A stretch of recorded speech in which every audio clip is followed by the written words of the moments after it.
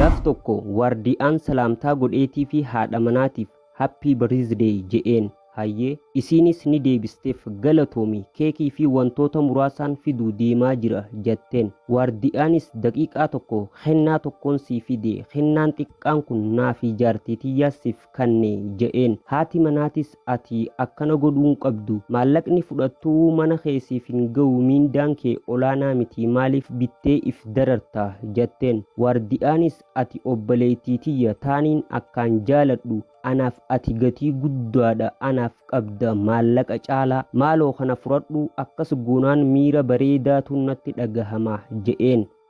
Isiinis galatoomi jetteeniiti irraa fudhattee deemte. Garuu erga biraa alatti baatee achi deemte booda hayyee uummanni hiyyeessii badaan akkanaa kun ni jiran. Isaan amma kennaa tokko siif kannaniiti garuu boru isaan siin je'an miindaanaaf ol kaasi siin je'an jetteetii kennaa saasan darbitee kutte. Hoggaa kana wardiyaan sun mana isaatii nyaata nyaachuudhaaf karaa deemaa osoo jiruuti yaadaan badee ani kennaa bareedaadhaan kanneef haadha manaasanii garuu miindaa kiyya walakkaanin bite rakkoon qabu ani yeroo hunda deebi'ee hojiiniin hojjedhaa fi ofiin je'eeti garuu inni if duratti giiftii isaa tan qushaasha keessa lafa teessu arge gattaa'eeti lafaa fuudheeti tun kennaaniin an haadha manaasaniif kenneefi ta'uu danda'a isiin dogoggorteeti darbite. Garuu akkamitti giiftii guddaa kana dogoggortee darbiti laalteeti hin jaalanne karaa irratti darbite ofiin je'eeti hedduu gadde.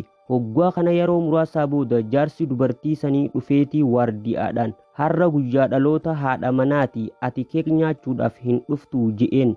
Waardiyaanis ani hojii wayiin hojjechuu deema kanaaf dhufuu hin danda'u je'een. Abbaan manaatis ati nammiidhin kootu amma daqiiquma 5 fi rakkoon qabu keek kanaas fudhadhu ni nyaattaa je'een. Waardiyaanis ani hin jaaladhu keek nyaachuu je'een. Abbaan manaatis ati akkaan si dhahuu barbaadda ati amala jijjiirratteetii jirta maaltu raawwatame je'een. Waardiyaanis humaan jiru akkanumatti je'een. Abbaan manaatis dhugaa jirtu natti himiin siin jehe bar je'een. Dhuma irratti waardiyaanis jalqaba an guyyaa dhaloota jaartii tanteetii irratti argamuuf dhufeetiin ture. Ani maallaqa ji'a hedduu qusachuuf ol kaa'e fuudheetiin kennaa kana biteef garuu ani nyaata nyaachuuf gizeen deemu ani giiftii kana qushaasha keessaa lafaa'iin fuudhe. Ani dhugaa miirri hedduu na jeeqame sababni ani hojii tanaan hojjedha kanaaf maallaqa argachuun natti jabaadha garuu jaartiin tante osoo kana hin laalin karaa irratti darbite maaliifuu ani keeka nyaachuuf hin dhufu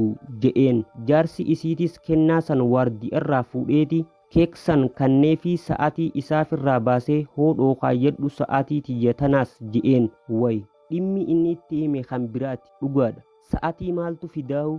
Waardiyaanis hayyee akkuma keetitti maaliif garuu je'een. Jaarsi isiitis maaliif jaartiin tiyya dogoggora guddaadha hojjette nuti isii barsiisuu qabna ati ammaan tana sa'aatii tana kaayyadhu gize isiin dhufte sa'aatii tana itti agarsiisi je'eeniiti kute. Hoggaa kana boodarra jaartiin isaa sun dhufteeti sa'aa jaarsa isii harka waardiyaa irratti ilaaltee hedduu ajaa'ibdee rifattee isiin mana akkuma ol seenteen jaarsa isii gaafatte sa'aatiin ati naaf kennituu deemtu akka kennatti eessa jirtimee jetteen. Jaarsi isiitis ani waardiyaafin kenne je'een. Jaartiin isaatis aarteetii sa'aa jaalallee tanteetiif kennuu deemtu waardiyaa hiyyeessa saniif kennitaa jetteen. Jaarsi isiitis aareetii ani sa'aa san waggaa tokko guutuun uffadhe amma immoo waardiyaaf kanneetiin jira maali rakkoo jira je'een. Jaartiin isaatis ati akkamitti rakkoo jira naan jetta waa'ee kanaa yeroo dheeraafin sitti himaa ture wanti kun baay'ee nu barbaachisa anaaf fi ati jaalala teenya gidduutti yoonaaf kannite jetteen. Jaarsi isiitis kanaaf maali je'een. Jaartiin isaatis maali dubbadhu ati amma jetteen.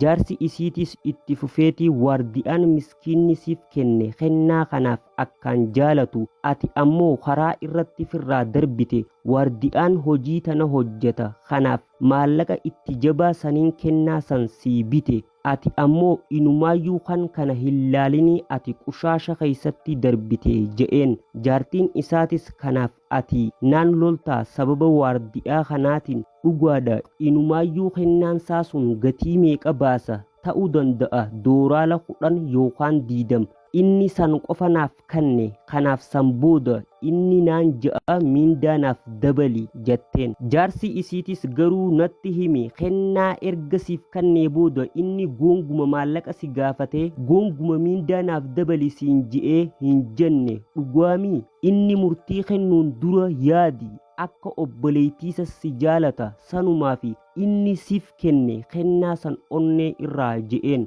Jaartiin isaatis hubatteeti ati sirriidha inni gonguma mindaa naaf ol kaasi hin jenne ani dogoggoran isa hubadheetiin kennaa saasan karaa irratti darbe amma an deemeetiin dhiifama isa gaafachuu qaba jetteen. Kunoo seenaan arraa tana fakkaatti. Waaw gad fageenyaan xiinxaluun barbaachisaadha biroo akka fa'amanitti itti hojjechuun sirrii miti.